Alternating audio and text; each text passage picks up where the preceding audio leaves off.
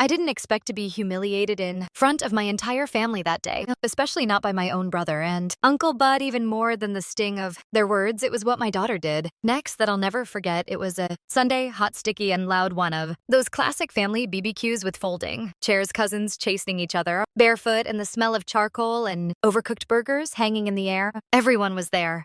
Uncle Marcus Loud, as ever talking over people like he always does. Shane, my brother, all smiles and fake charm with that "I've got my life together and you don't" air about him. My mom was fluttering around the buffet table, making sure everything looked presentable, while Dad was manning the grill like he was competing for a championship. It was loud, familiar, but for me it wasn't comfortable. I hadn't been to a family gathering in months, not since the divorce. Not since my ex stopped paying child support, and I started juggling a part-time job in the morning and waitressing at night. There hadn't been time for BBQs or the emotional energy to endure the stares and questions I knew would come, but Nova, my daughter, had begged me to go. She missed everyone. She missed being part of something, and I guess deep down so did I. We didn't show up empty-handed. I packed a small picnic basket, peanut butter sandwiches, fruit slices, juice boxes. Not fancy, but it was ours. I didn't want to take food I hadn't helped buy. I wanted to teach Nova that we contribute what we can, even if it's small, especially when it's small. We walked in a little late. All eyes turned just for a second, then turned away again. No one rushed to greet us, and that was okay. I took a deep breath and smiled at Nova. She smiled back, missing her two front teeth, her curls tied up with a pink bow. She was excited. That was all that mattered. We walked toward the food table, trying to blend in. I grabbed a small plate, mostly for Nova, and picked out a few chips and a burger bun, just something to tide her over before we settled at a table to eat what we'd brought. That's when I heard it. "Look, who showed up for free food?" said Uncle Marcus loud enough that everyone nearby could hear. He was sipping from a solo cup, laughing like he'd just made the joke of the year. I froze, my stomach twisted. I looked at him, waiting for the punchline to soften, but he wasn't joking. Not really. Before I could even react, Shane chimed in, grinning like a kid who'd just gotten permission to bully again. She can't even feed her own kid. "What did you bring, crumbs?" A couple of people chuckled. Others stayed quiet. No one said anything to stop them. I stood there holding a paper plate with 2 chips on it, feeling like I'd been slapped in front of a crowd. And worse, Nova was right next to me, looking up at me, watching it all unfold. I didn't cry. I didn't yell. I didn't even breathe for a moment. I just smiled, that tight automatic smile you learn when you've been embarrassed too many times to count. I said nothing, just kept walking toward an empty table in the back corner, but Nova didn't follow. She turned around, walked back toward the group, her little hands dragged one of the folding chairs, scraping loudly across the patio concrete. Everyone turned to look. She climbed on top of the chair, stood tall, and said in her small but clear voice, "My mom doesn't need your food. We brought our own." The air snapped. Silent, stunned faces. Even Uncle Marcus stopped mid-sip, and in that moment, with my daughter standing on a chair defending me, I felt more seen, more loved, and more powerful than I ever had in my life. That's how it started. That was the moment everything changed. If I'm being honest, I didn't want to go when my mom first sent out the family group text BBQ at our place. Sunday, bring the kids. I stared at it for almost 10 minutes before I even responded, not because I didn't miss people I did, but because I already knew how it would feel walking in like the odd one out, like everyone would be, silently measuring how far I'd fallen since the last time they saw me. That's the thing about family. They remember who you used to be, and they don't always know what to do when you're not that person anymore. My name's Elra. I'm 32, and I'm a mom. A real one, the kind that survives on 2 hours of sleep, microwaved coffee, and a running to-do list that never ends. I used to be married. I used to have a stable life, nice house, health insurance. I used to post pictures on Facebook that made people say, "Wow, you're really doing well."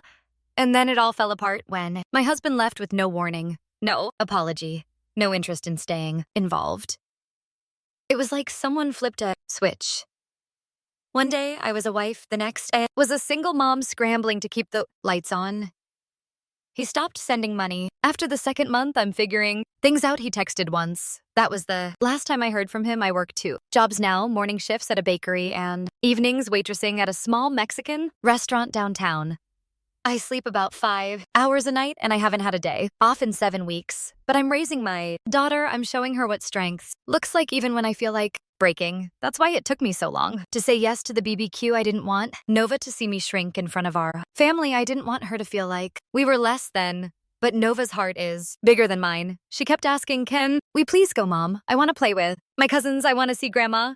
Couldn't say no. She was so excited when I told her we'd go. She helped me make peanut butter and honey sandwiches the night before, carefully wrapping each one in foil and stacking them in our little picnic basket. That way we don't have to take too much from the food table, she said, like she understood. At just 8 years old, the weight I was carrying, we didn't have the money to bring a casserole or a dessert platter like everyone else, but I made some fresh fruit salad with what we had in the fridge: strawberries, a banana half, an apple.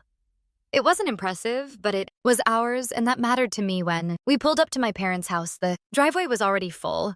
I parked down the street and adjusted Nova's bow. Before we got out, she wore her favorite dress, the blue one with the tiny flowers, and held my hand the whole walk. Up my parents' backyard was packed. My mom had gone all out. Rented tables, colorful tablecloths, balloons tied to the fence. The grill was already fired. Up, I saw Uncle Marcus holding court near the beer cooler, laughing too loud. As always, Shane stood near him, flipping a football between his hands, talking to one of his old high school friends. My sister-in-law, Tanya, was taking selfies with the baby I stood at the edge of it all for a second, taking it in. Everyone looked full busy, smiling like they hadn't missed us at all. I gave Nova a little nudge. "Let's say hi, sweetheart." She nodded and skipped ahead, her curls bouncing. Walking in, I felt like I was entering a place I used to belong to but didn't anymore. It was like the family had kept spinning without us. And I wasn't sure where I fit in now. I hoped just for a few hours we could blend in, just laugh, a little, eat something, let Nova play. I didn't know not yet how quickly it would go wrong, or how that tiny picnic basket would become the symbol of everything we were and everything we didn't need from them. We made our way to the food table, trying to stay low-key like guests who were grateful to be included. Nova kept looking around, smiling at her cousins who were already deep into a game of tag. She asked if she could join them, and I told her to go ahead. But before she ran off, she looked at me and whispered, "Are you okay, Mom?" That simple question, so full of awareness, hit harder than I expected. I just smiled and nodded. Stayed near the folding tables, scanning the trays and slow cookers filled with the usual family staples: baked mac and cheese, barbecue ribs, potato salad, boiled eggs, and a towering dessert table with enough sugar to send every kid home bouncing off the walls. Smelled like comfort and familiarity. Smelled like every summer I'd grown up in. For a second, I felt like maybe I had been wrong to be nervous. Maybe this wouldn't be so bad. I picked up a small paper plate, not planning to load it. Just a few chips and a hot dog bun for Nova until we could sit down with our sandwiches. I was reaching for the tongs when I heard the voice I knew would ruin everything. "Well, look who finally made it," Uncle Marcus said, loud, always loud. I looked up, forcing a polite smile. "Hey, Uncle Marcus," he raised his plastic cup and smirked. "Didn't think we'd see you unless there was free food involved." The smile dropped before I could stop it. My hand froze midair over the chips. A few people nearby looked over. I felt the heat rush to my cheeks. Maybe he thought it was funny. Maybe he really believed it. Either way, it stung. I let out a short laugh, trying to brush it off. Then Shane chimed in. "I mean, it's not like she can feed her own kid, right?" "What did you bring?" "Half a sandwich and a prayer." The laughter came quickly. Not from everyone. "Just enough." My cousin Theo chuckled behind his drink. Aunt Monique shook her head but didn't say a word. My mom glanced over, clearly heard it, but just kept arranging cupcakes on the dessert tray. I wanted to disappear. I wasn't expecting kindness, but I wasn't expecting cruelty either. Not like that. Not with my daughter a few feet away. Not when I was already doing everything I could to hold it all together. I turned around, trying to steady my hand, suddenly very aware of the plastic plate in my grip. It felt ridiculous, pitiful, like a begging bowl. I walked towards the corner table we'd spotted when we came in, the one by the fence near the garden. I could feel eyes following me like a heat on the back of my neck. When I sat down, I couldn't even eat. I just stared at the 2 sandwiches in our basket and the fruit I'd so carefully packed. My stomach twisted. Maybe they were right. Maybe I didn't belong here anymore. Not as the divorced one. Not as the broke one. Not as the single mom who couldn't bring more than a child's lunchbox to a feast. Nova walked back over her cheeks, flushed from running around. "Did you get food?" she asked, excited until she noticed my face. Her voice softened. "What happened?" I shook my head. "It's nothing, baby. Let's just eat what we brought, okay?" She looked at the food table, then looked back at me. She didn't say anything right away, but I could tell something had shifted in her. The playful energy in her eyes had turned sharp, focused. She turned and walked away without saying another word. I assumed she was going back to play. I took a bite of sandwich, forcing myself to chew, pretending I wasn't crying. Inside, I didn't know what she was doing until I heard the scraping of a chair. Across the patio, I looked up. Nova had pulled one of the folding chairs from the long food table to the center of the backyard. She climbed up on it. Her face was red. Her hands were clenched, and her little voice rang out stronger than I'd ever heard it before. My mom doesn't need your food. We brought our own, and just like that, everything stopped. For a second, I didn't move. I couldn't. Body went completely still, like I'd been frozen in place. The sound of Nova's voice hit me harder than anything. My family had said, not because it hurt, but because it cut through the noise, cut through the shame, and demanded attention in a way I never had the courage to do. Everyone turned to look. Conversations dropped. The sizzle of the grill, the buzzing of flies, even the background music seemed to fade under the weight of her words. There she was, my 8-year-old daughter standing on a folding chair in the middle of our family's backyard BBQ. Her little hands clenched at her sides, her chin lifted high. She didn't flinch. She didn't smile. She wasn't asking for attention. She was giving it a message, a line in the sand. My mom doesn't need your food, she said again, slower this time. We brought our own. That chair might as well have been a stage. And for the first time all day, all those big, loud voices fell completely silent. Shane looked stunned. His stupid smirk faded. Uncle Marcus chuckled awkwardly and shifted his weight from one foot to the other. No one knew what to say. Maybe they thought it was funny. Maybe they were embarrassed, but no one interrupted. No one dared. Nova looked around, the yard scanning the faces grown-ups who'd just watched her mother be shamed for doing her best.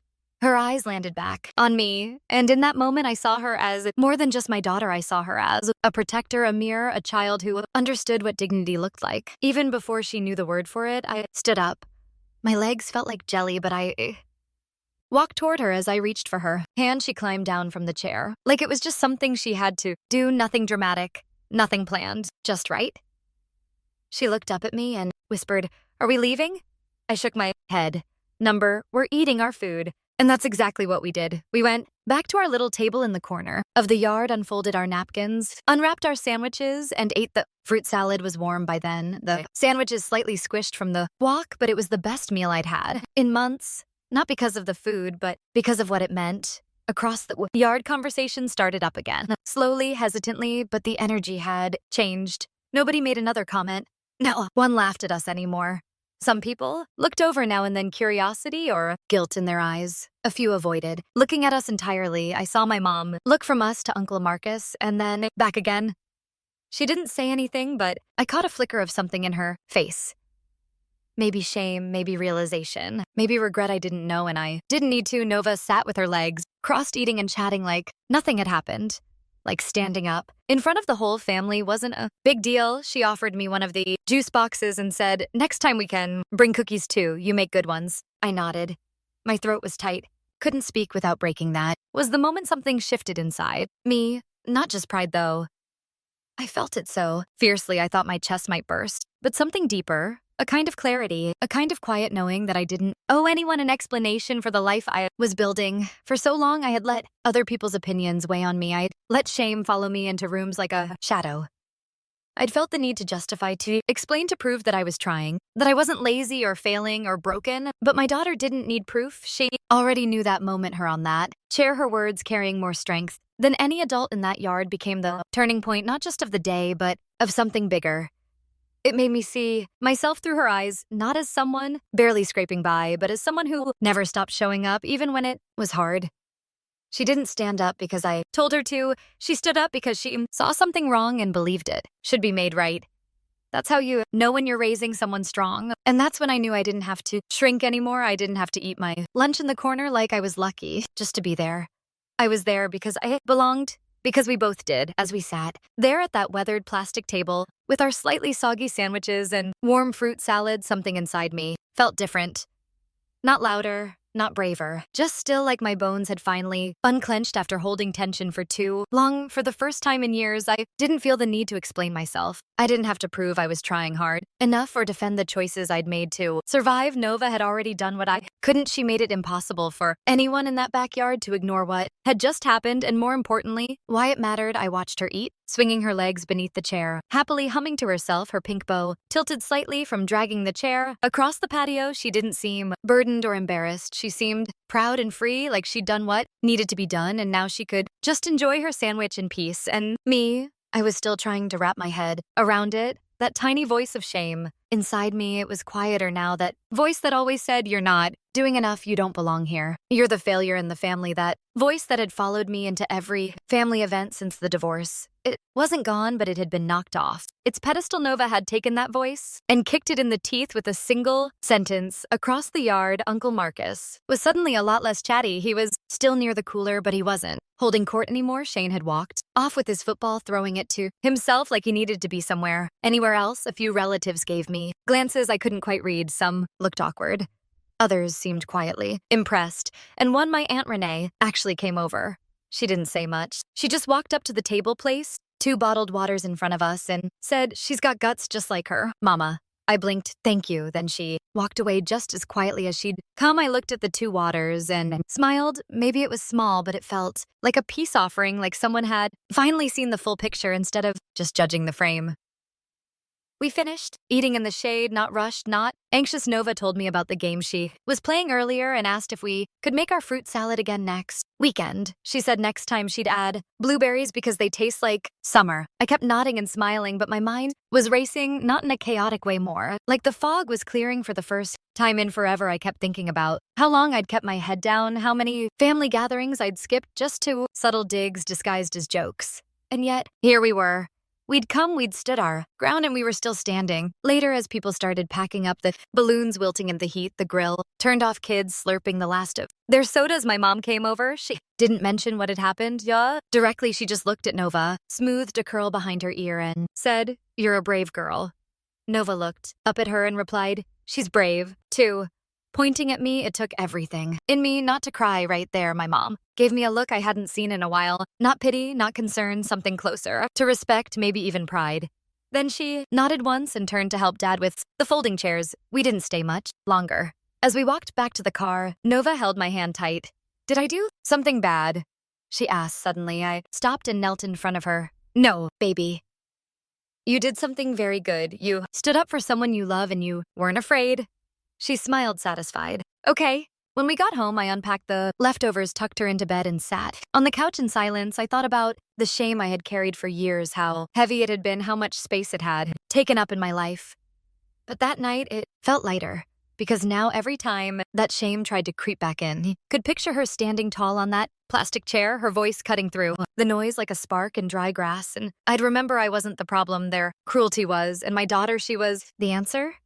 It's been a few weeks since that BBQ, but I still think about it every day. Not the way my uncle laughed, or the way my brother smirked, not even the silence that followed when they realized they'd been called out by an 8-year-old. What plays over and over in my mind is the moment my daughter climbed that chair without hesitation, without permission, and used her voice when I couldn't find mine. That memory lives in my chest now like armor. I wish I could say everything changed after that day, that my family apologized, that old wounds were magically healed. But life isn't a movie. Some people stayed quiet. Some avoided me even more. My brother hasn't texted Uncle Marcus, hasn't looked me in the eye since, but that's okay because I changed. I didn't realize how deeply I had internalized their opinions of me, how much power I'd given their judgments. I'd spent years hiding behind the idea that I had to earn my seat at the table, that I had to be perfect to be welcome, that because I didn't have money or a husband or stability that looked like theirs, I didn't count. But that day shattered the illusion. I wasn't weak. I wasn't pitiful. I was doing what mothers do. I was showing up even when it was hard. And my daughter saw that. She saw me, not the way I saw myself in the mirror after crying in the car. Not the way I imagined my family saw me scraping by, barely managing, but the way she saw me, enough brave worth standing up for. Since then, I've stopped apologizing for my life. I still work 2 jobs. I still pack sandwiches instead of ordering takeout. I still have days when I feel tired down to my bones, but I hold my head higher now. I don't let shame ride in the passenger seat anymore. That BBQ was the first time I saw my daughter become her own kind of protector, not just of me, but of what's right, and it taught me something I'll never forget. You don't have to be big to be powerful. You just have to be willing to speak up. When it matters, Nova and I laugh about it sometimes. She says, "Remember when I stood on that chair like a boss?" And I say, "Yeah, you taught everyone a lesson." That day, she always grins and goes, "They should have just been nice." Simple and true. I've started showing up to more family events not to prove anything just because I want to Nova. Deserves cousins and cookouts, and I deserve to exist without explaining. Myself, I don't hover at the edges of rooms anymore. I don't shrink when I walk in. I bring what I can. I hold my ground and I sit wherever I want. I've noticed some relatives treat me differently now. Maybe they're still uncomfortable, or maybe they respect me more, but I don't look for their approval anymore. That's the biggest change. I stopped asking people who don't live my life to validate the way I live it, and honestly, I found peace in that. What I hope people take from this. If you've ever been in my shoes feeling invisible or judged, or like your story makes people uncomfortable, is that your worth isn't up for debate. You don't owe anyone a performance of perfection to deserve dignity. You're not defined by your income or your marriage status or how much you brought to the potluck. You are defined by how you love, how you show up, how you keep going, and sometimes if you're lucky, someone you love will remind you of that when you forget. Nova reminded me that day, not with a hug or a pep talk or even quiet support. She reminded me with action, with conviction. She reminded me that I was doing enough, that I was enough. She didn't save me because I wasn't broken, but she helped me see that I'd been living like I was now when I pack her lunch or tie her shoes or walk into a room filled with people who once made me feel small. I carry that moment with me. I carry her strength and I let it remind me of my own, because sometimes the smallest voice in the room is the one that changes everything. And on that day, at that BBQ, my daughter didn't just defend me, she gave me back to myself. So if you've ever felt like the black sheep at your own family table, if you've ever been looked down on for struggling or silenced when you were already doing your best, just remember this: you don't need their approval to know your worth.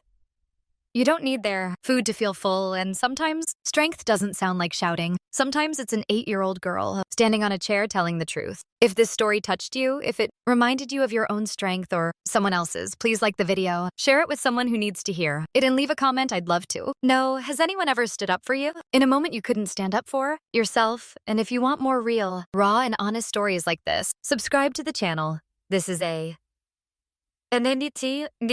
space for truth, for healing, and for remembering that our voices, no matter how small, can shake the room. Thank you for listening, and thank you for being